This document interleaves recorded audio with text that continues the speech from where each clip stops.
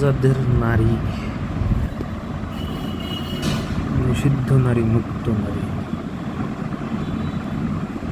নারী প্রথম বই আকারে বেরিয়েছিল 1992 ফেব্রুয়ারির বই মেলায়।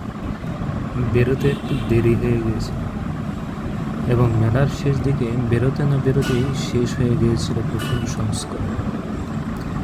শুরু থেকেই নারী উপভোগ করে অশেষ জনপ্রিয়তা এবং প্রচণ্ড ধাক্কা দেয় বদ্ধ প্রথাগতদের ও উল্লসিত অনুপ্রাণিত করে ভবিষ্যৎমুখীদের। বইটি অল্প সময়েই বদলে দেয় নারী সম্পর্কে প্রথাগত ধারণা। তখনও অনেক বাকি ছিল লেখা। সংস্করণ পরম্পরায় আমি যোগ করতে থাকি নতুন নতুন বিষয়। বেরোতে থাকে একের পর এক পুনর্মুদ্রণ।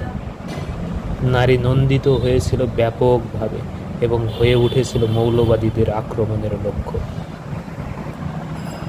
আমিও লক্ষ্য হয়ে উঠি আক্রমণের। প্রকাশের 3 বছর পর জানতে পারি সরকারের স্বরাষ্ট্র মন্ত্রণালয়ে উদ্যোগ নেওয়া হচ্ছে বইটি নিষিদ্ধ করার। তারপর অনেক দিন কিছু শুনিনি।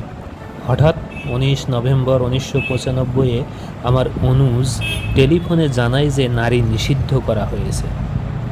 জাতীয়তাবাদী সরকার তখন বিপন্ন। তাদের সময় ফুরিয়ে এসেছে।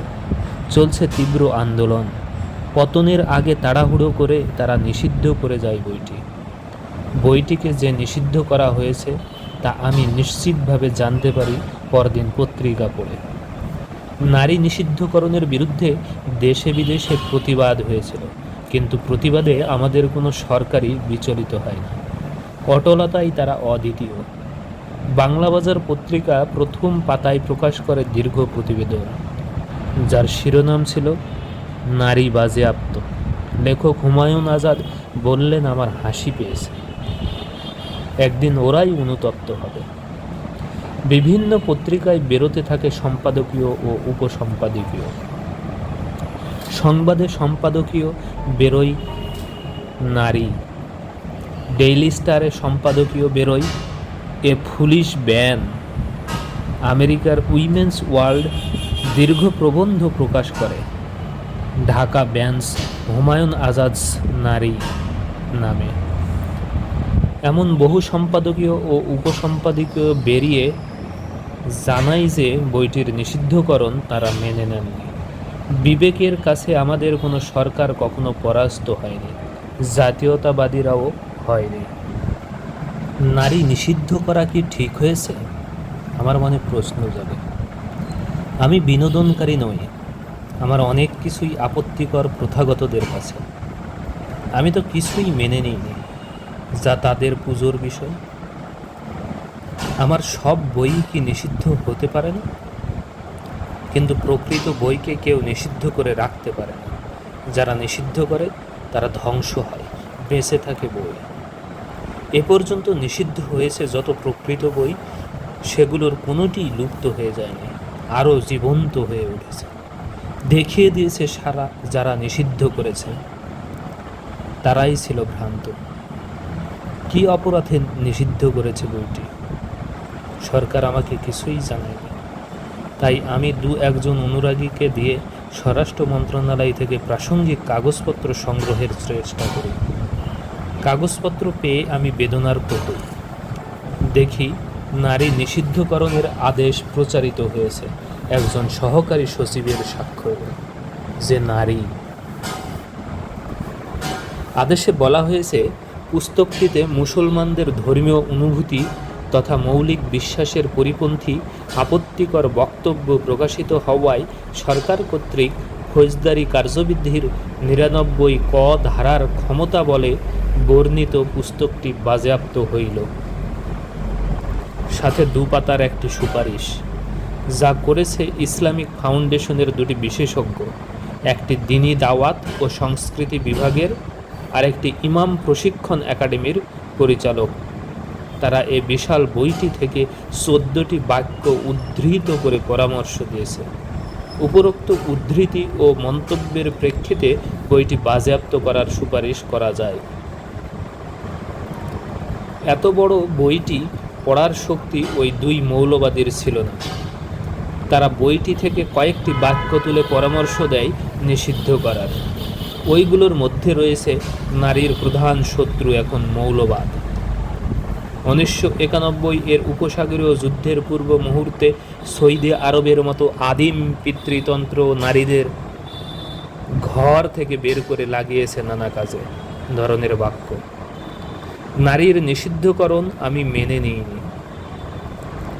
বইটি নিষিদ্ধকরণের বিরুদ্ধে 4 ডিসেম্বর 1995 আবেদন করি উচ্চ বিচারালয়ে।